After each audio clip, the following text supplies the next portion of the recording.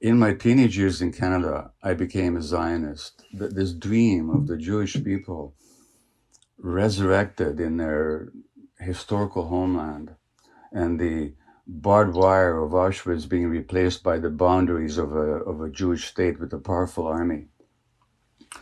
I I found it liberating. It was exhilarating to believe in that dream. And I absorbed all that perspective and all that point of view, and I really believed in it. And then I found out that it wasn't exactly like that. That in order to make this Jewish dream a reality, we had to visit a nightmare on the local population. You couldn't, there was a Zionist slogan called uh, a land without a people for a people without a land. But there was no there was no land without a people.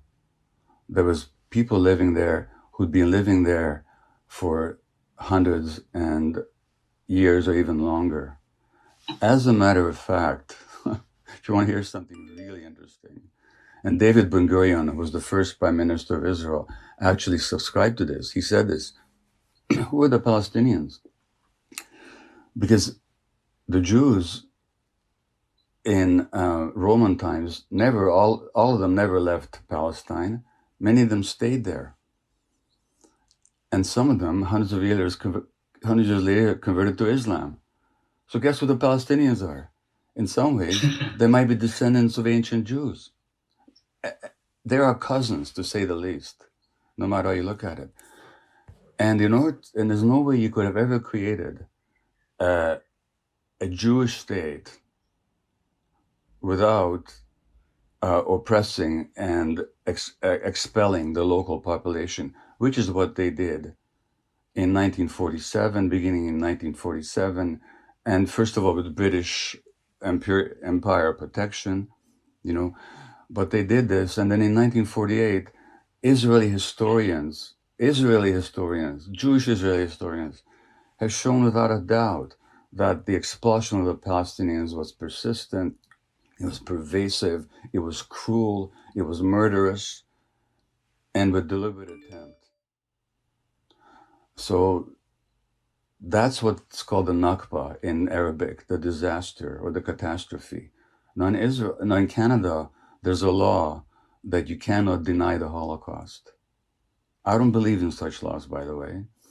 But in Israel, you're not allowed to mention the Nakba, even though it was at the very basis of the foundation of the state. So once I became aware of all this, I was, okay, well, yeah, we created this beautiful dream, but we imposed a nightmare on somebody else. And then I visited the occupied territories, Russell, during the first Intifada. I cried every day for 2 weeks at what I saw. The brutality of the occupation, the petty harassment, the murderousness of it, the burning down of Palestinian or cutting down of Palestinian olive groves, the denial of water rights, the humiliations. And this went on, and it's much worse now than it was then. So this is the background. And it couldn't have been in any other way. Because again, you couldn't have created that exclusive Jewish state without oppressing or expelling the local population. It's the longest ethnic cleansing operation in the 20th and 21st centuries.